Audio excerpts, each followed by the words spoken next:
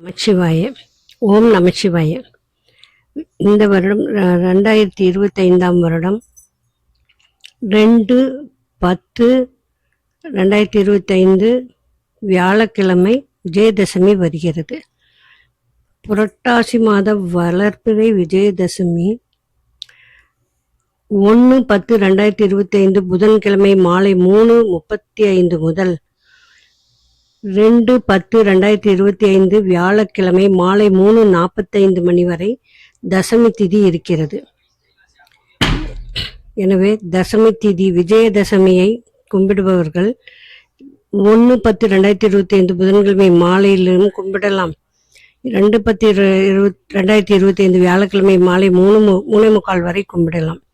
இந்த 2/10/2025 வியாழக்கிழமை பள்ளியில் சேர்க்கும் குழந்தைகளை சேர்க்க ஏற்ற நாள்.